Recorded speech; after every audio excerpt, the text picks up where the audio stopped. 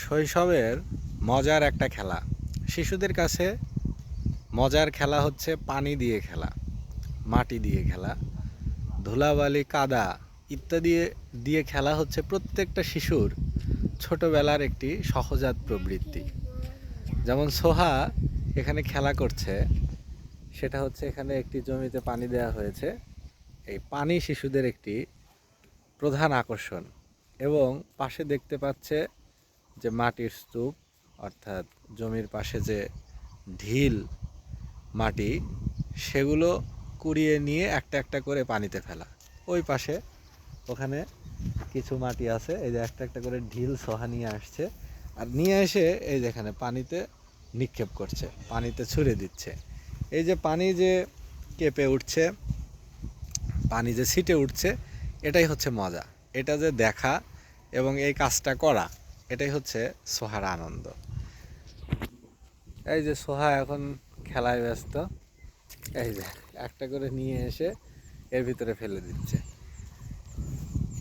এই খেলাগুলো সরঞ্জামবিহীন খেলা।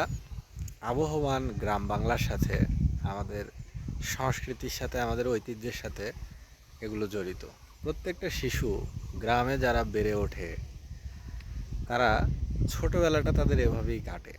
আমাদের ছোটোবেলাও এভাবে কেটেছে, আমাদের বাচ্চাদের ছোটোবেলাও এভাবেই কাটছে। প্রজন্ম থেকে প্রজন্মে এই খেলাগুলো, এই আনন্দগুলো, এগুলো জীবনের সাথে জড়িত।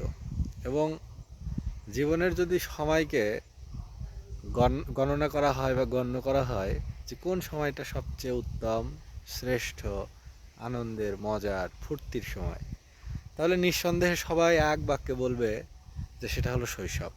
কারণ এই শৈশব বা চাইল্ডহুডের মতো বা শৈশবের মতো এত সুন্দর, এত আনন্দঘন, এত মধুর সময় জীবনে আর কেউ কখনো পায় না।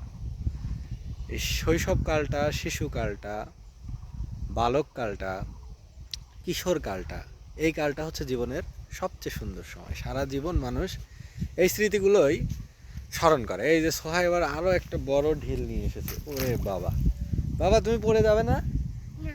আমার সাথে একটু কথা বলো তো, এখানে আসো তো।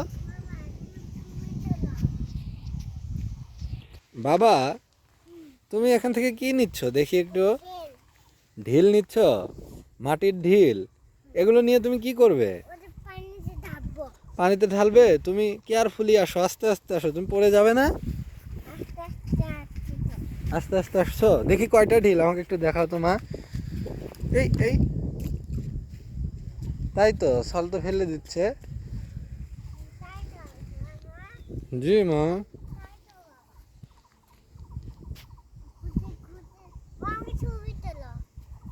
আচ্ছা,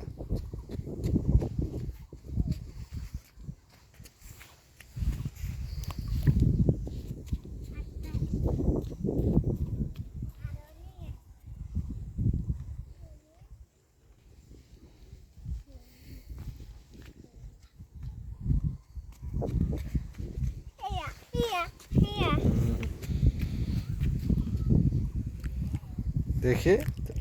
ওকে ওকে।